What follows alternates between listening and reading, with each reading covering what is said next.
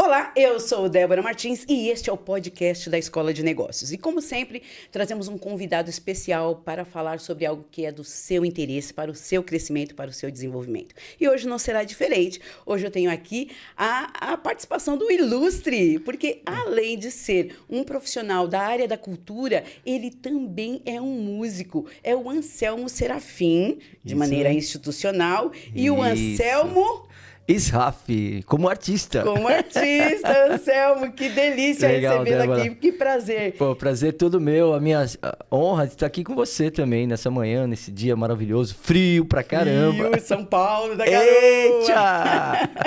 Legal. Ô, Anselmo, é sempre muito bom falar com o artista, porque o artista ele tem uma sensibilidade, ele consegue visualizar situações, pontos, estruturas que geralmente o empreendedor no dia a dia não tem essa facilidade, né? É verdade, Débora. Então, é algo que vocês já veem um pouco, já é dom. Então, eu posso até narrar para você, se me permite, não cortando você, mas eu tenho aqui uma história muito longa, ia demorar muito tempo para a gente bater esse papo e falar muito da minha história, mas eu me recordo do meu começo, já como artista mesmo, atuando de uma forma de empreendedor. Olha que interessante. Foi muito interessante, porque eu me recordo que naquele contato que eu tinha que fazer com os espaços para a gente poder tocar como músico, eu já logo preparei o meu cartãozinho.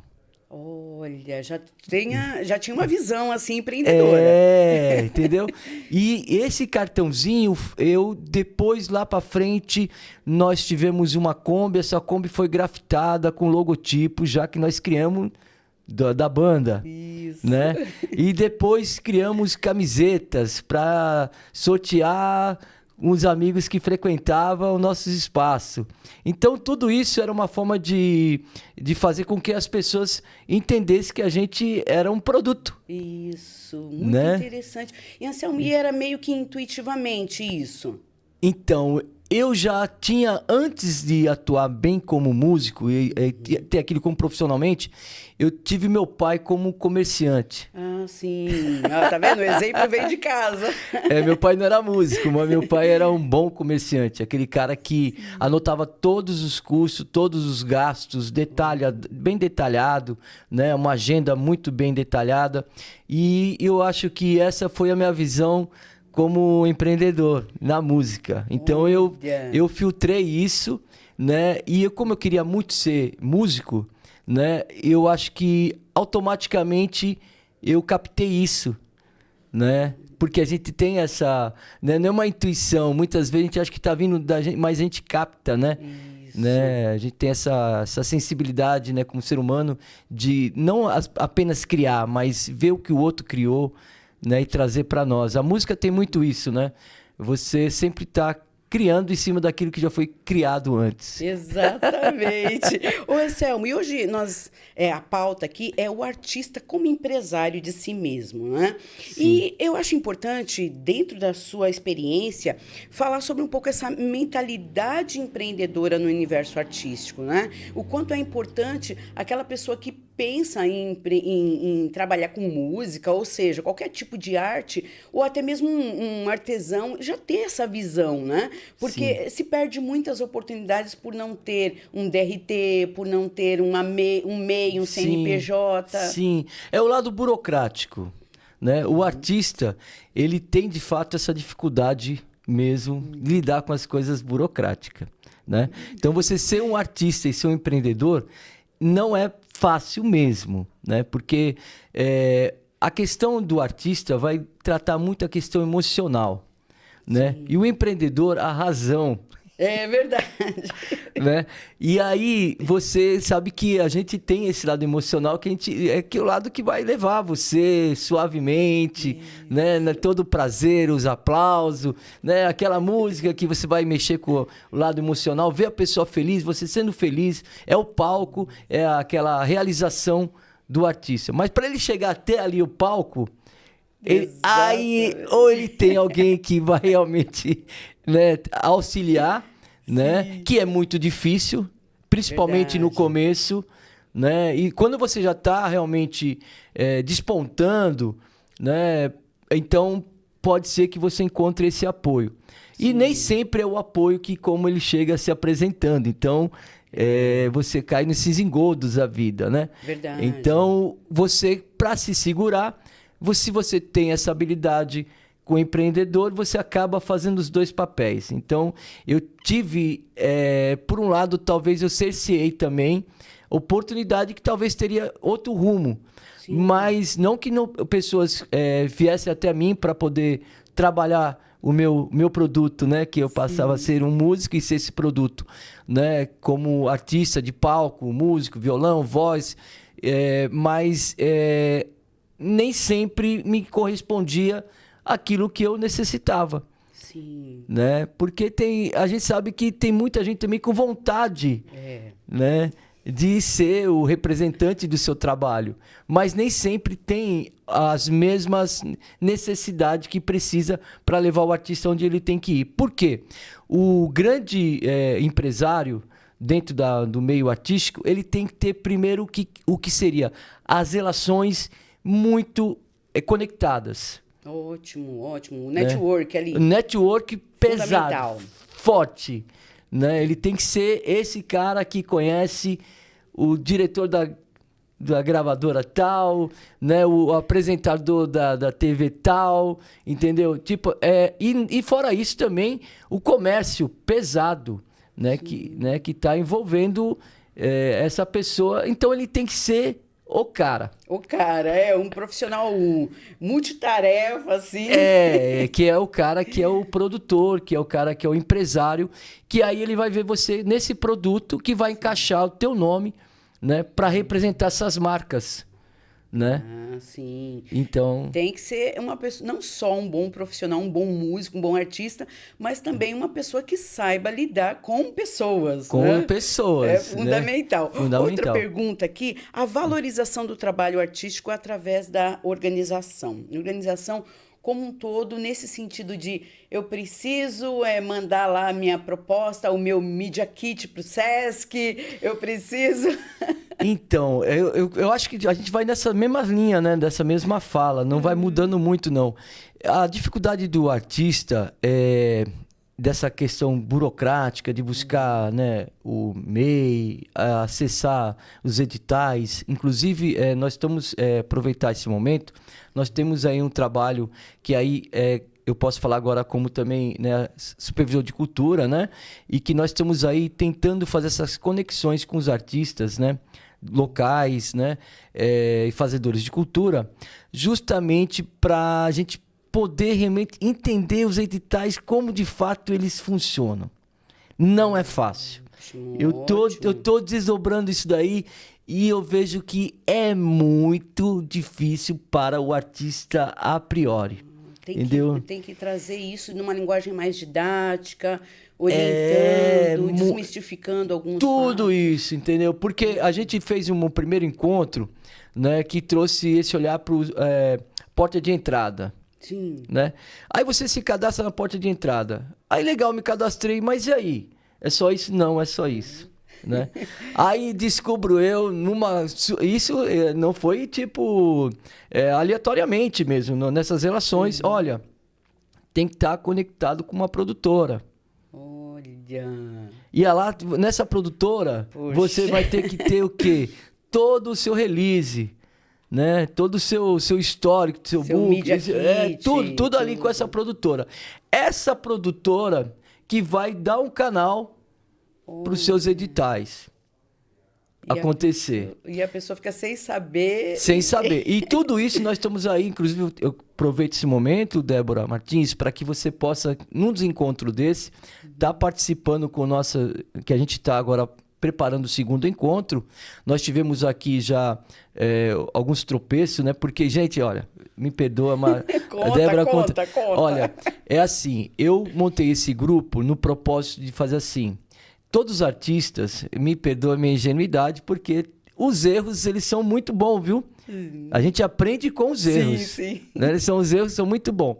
E eu, naquela intuição de fazer com que o artista pudesse chamar o seu amigo artista, fazedor de cultura, e nós abrimos um grupo no WhatsApp e coloquei todos como administrador.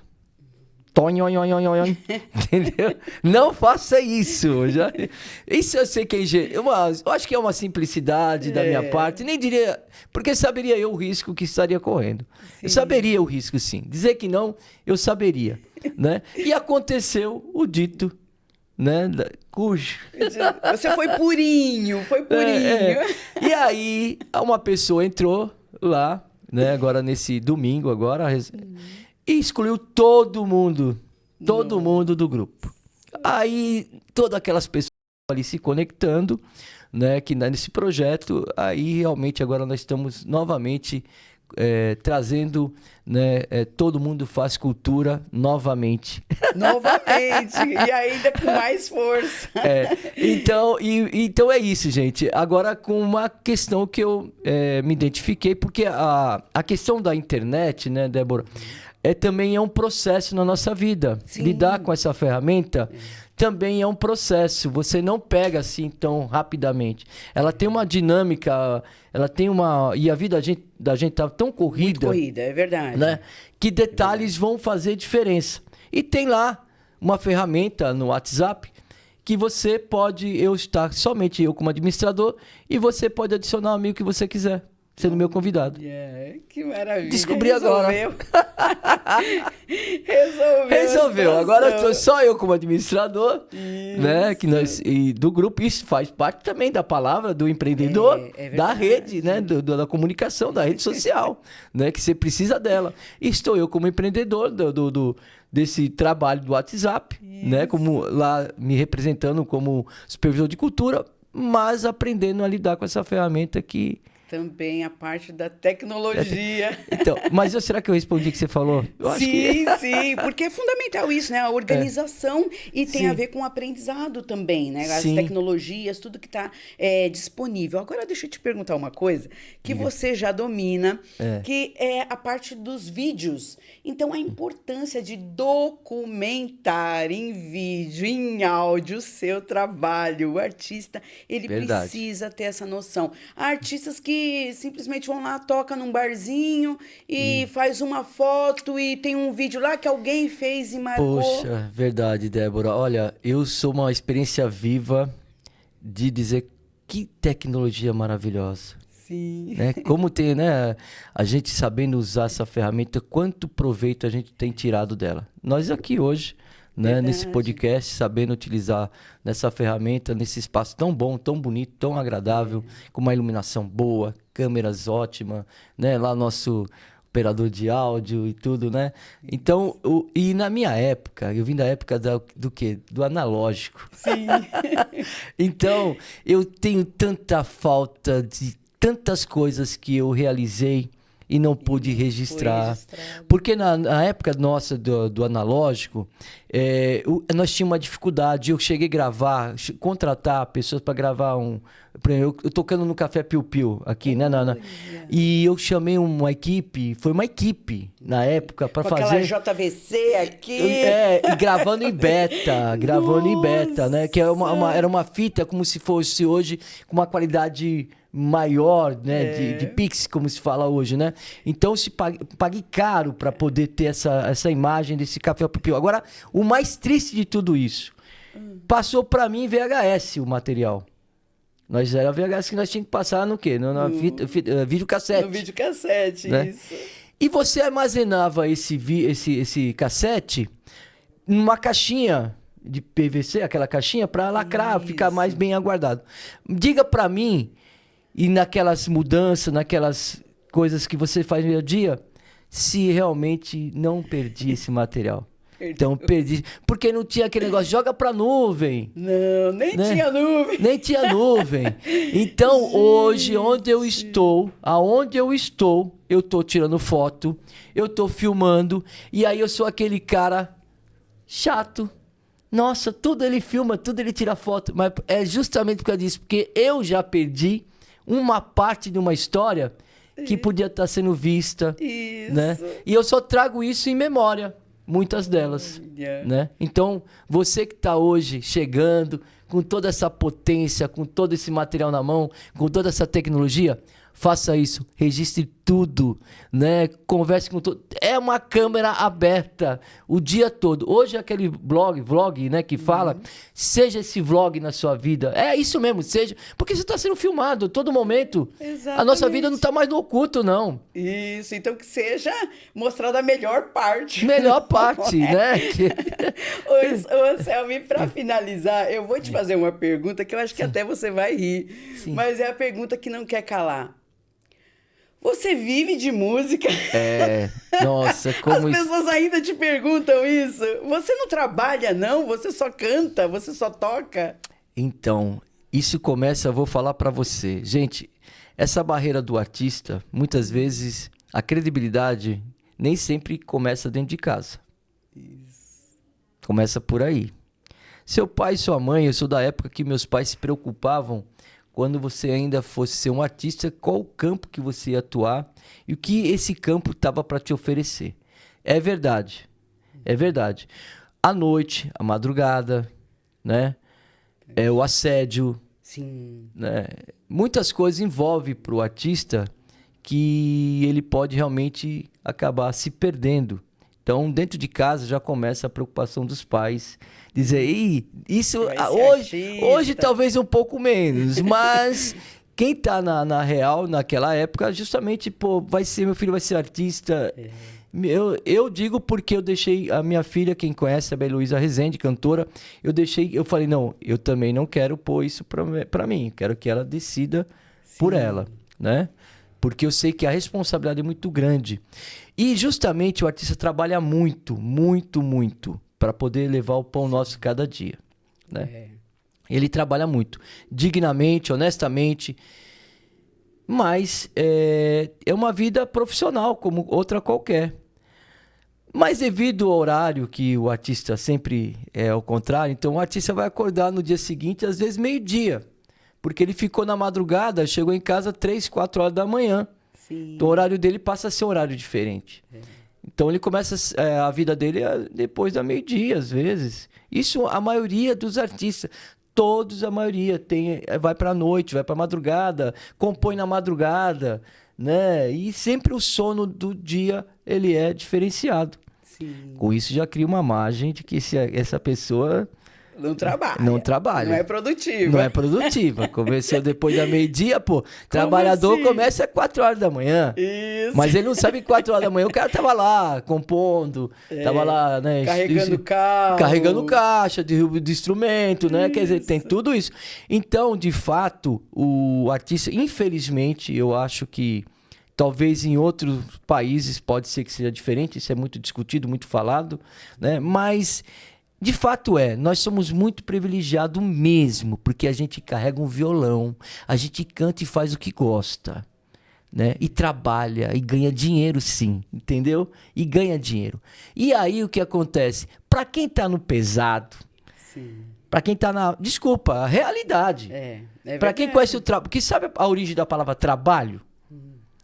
Ela essa palavra, a origem dela é pesada, vem do martírio. Isso, né? Do sacrifício, né? Sacrifício. Então, o músico, cara, tem esse privilégio mesmo. O trabalho dele é um trabalho que ele faz o que ele gosta, né? Um trabalho que ele faz com prazer, né? Quem canta. Isso. E tem ainda o reconhecimento imediato, que é o aplauso. Aí ele é um cara feliz e ganha o seu dinheiro. Claro que quem vai falar isso não vai se conformar com o trabalho. É verdade. Porque o cara vive num trabalho escravo. Né? O cara conhece o trabalho como trabalho escravo. Sim. Um salário ínfimo, um salário mínimo, né? Que mal realmente dá para ele. Agora, eu digo para você, o artista ganha brincando. Se ele vai pra luta e vai pra cima, ele fazendo solo, ele tira aí um cachezinho, vamos dizer, por média, R$400. Cachê baixo. Isso. Baixo, de R$400. 2 tocadas vai pra 800. 3 vai pra quanto? 1.600. Ponto, matou o salário mínimo em 3 tocadas. Se ele souber administrar a carreira dele... Entendeu? Não tem erro. Não tem erro. Então, tipo assim... E triste desse que fala assim, você sobre... Agora, claro. eu digo, o artista aí tem que ser o empreendedor também, Sim. né? Porque se deixar só esse lado emocional, aí se leva muito pro lado emocional, aí a noite pode dominar esse artista, Sim. né? Aí outras coisas podem se inserir nesse artista. Como vícios E outras gastar coisas. demais, Gasta né? demais, vai tomar um uísque, né? Aí o cara do bar fala: não, você tem que pagar o uísque, cara, você tomou. Eu não coloquei isso pra você vir aqui e ficar gastando. Então, realmente, os seus R$ 400 não vai dar pra você ir pra casa com, né, com esse sustento. Com esse sustento. Aí realmente você vai pagar. Porque existe mesmo. Os equipamentos são caros. Sim. O instrumento não é barato. Instrumento bom paga-se um bom preço. Né? Verdade. Né? Eu tinha um violão chamado Goldan, né? Do Goldan, quem sabe que eu músico falando. Eu, na época, eu fiquei, como eu não estava atuando naquele momento, eu passei esse Goldan para frente. Hoje eu não consigo comprar esse Goldan porque custa mais de R$ 13.000 um violão desse daí. R$ 13.000. E tem mais. Eu estou querendo 13 por falar baixo, porque é mais para a cabeça ainda. Então, o instrumento bom, ele é caro. Né? Tem todo um investimento, né? Tem todo um investimento. Né? Equipamento não é barato. Equipamentos, caixas boas, JBL, né? Todo o microfone, né? Da Shure, essas coisas todas, não se paga preço pouco. Então, muitas vezes o artista tem que vai investir no equipamento. Né? Então, o que ele ganha, ele investe em equipamento porque ele sabe que aquilo ele precisa para poder fazer um trabalho bom. Então, de fato, o artista passa às vezes por essas questões aí. E como você faz para sobreviver? Eu já ouvi isso. Depois de tudo isso. É triste pra gente, né? Mas, enfim, a gente tem uma família... Né? Hoje eu sou muito feliz também, porque a música, todo esse trabalho que a gente tem desenvolvido, me trouxe para ser hoje um supervisor de cultura. Que eu me sinto muito honrado por isso. Né? Mas se não fosse todo esse trabalho com a arte, com a música, né? E com o empreendedorismo... Jamais teria acontecido eu acho que essa oportunidade. Não teria acontecido essa oportunidade. Por isso, você que é músico, eu acho que é importante estar sempre nesse profissionalismo, horário certo para chegar. Sim, né? cumprir os compromissos. Né?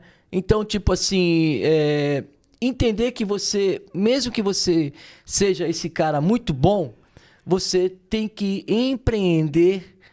Isso. Né? E existem as regras a cumprir. As regras a cumprir. Você é um profissional, né? Um profissional. Eu conto para vocês aqui a história de que eu tinha uma falha que era produtiva.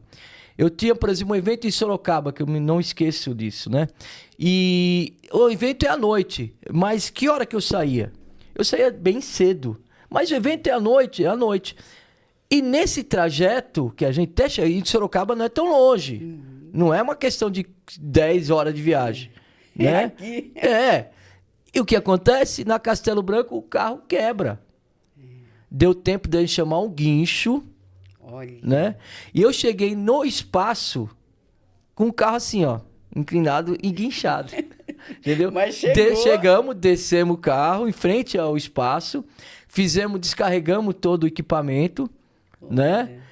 Dali o carro ficou. Aí deu tempo de chamar o mecânico. E no outro dia, claro, nós retornamos para casa. Agora você fala assim, o cachê valeu? Não, porque eu tinha que pagar tudo aqui. Mas chegou, fez o show, cumpriu o horário. Né? Então isso para mim não foi só uma vez, viu? Não foi só uma vez isso. Né? Então eu acho que essa disciplina, essa forma de você trazer... A vida que meu pai me ensinou. Lidar, né? Com essas intempéries da vida, né? Então você ser músico, artista, né, não é fácil mesmo. E vai ainda passar por essas questões. Quanto você ganha? Dá para você sobreviver? É demais. Eu vou ser sincero, modéstia à parte. Né? Eu tinha uma coisa também, viu, Débora Martins? Como esposo, né? Eu todo o dinheirinho... deixava na mão da minha esposa. Isso. Como esposa e sábio, né? Homem sábio. Aí eu deixava, então eu ganhava aquele cachê meu, aí pá, né, deixava na mão da minha esposa. Era um sinal de dizer, olha, a noite valeu, foi boa, tá aqui, e a vida, né? Então, tipo, eu tive essa fase. E minha esposa hoje é minha parça, né? Eu estou aqui justamente para um trabalho que a gente faz, um trabalho também que tem a ver socialmente, politicamente falando. Então, essa parceria junto com ela é que me trouxe também nesse estado que eu estou hoje, né? Porque tudo é um momento, é uma passagem, mas de aprendizado também nesse momento agora, de oportunidade. Maravilha. Anselmo, infelizmente, né? Eu falei mais do que a Débora. O nosso tempo acaba. Nós vamos ficando por aqui, né? Foi um prazer enorme recebê-lo. E com certeza, em outra oportunidade, nós vamos falar muito mais, porque tem história. História e falar de música, e falar da minha história como músico, para mim foi um prazer relembrar algumas coisas e trazer essa memória, porque eu estava dizendo para um amigo, a alma nossa, ela caminha através da memória. É verdade. E ela vai pro coração das pessoas que têm memória do que você fez de bom. Isso. Entendeu? Isso jamais vai. Essas pessoas carregam a nossa história. Eu tenho minha imensa gratidão pela vida, pelo presente que Deus me deu, né, pela oportunidade e os amigos que carregam essa memória da minha história. Você que não conheceu, né, fica aqui um pouquinho dessa minha fala e o convite, né, para as redes sociais. Sim, né, participe aí, né, eu estou aqui sempre nos podcasts também. A Débora será a minha próxima convidada. Oh, maravilha! E vamos fazendo essa relação que a Débora falou, esse network, né, que fala isso, né? Network, que é justamente aproximar as pessoas, trazer esse carinho nessa relação tão boa de amizade, num espaço tão agradável como esse, que é o SampaCast. Eita! Tamo junto. E vamos criando conexões. Obrigado pela oportunidade. Muito obrigado mesmo. Selmo. Obrigado, valeu, tamo junto. Vamos lá, a Escola de Negócios fica por aqui. Você encontra a gente em todas as redes sociais. Um forte abraço e até mais.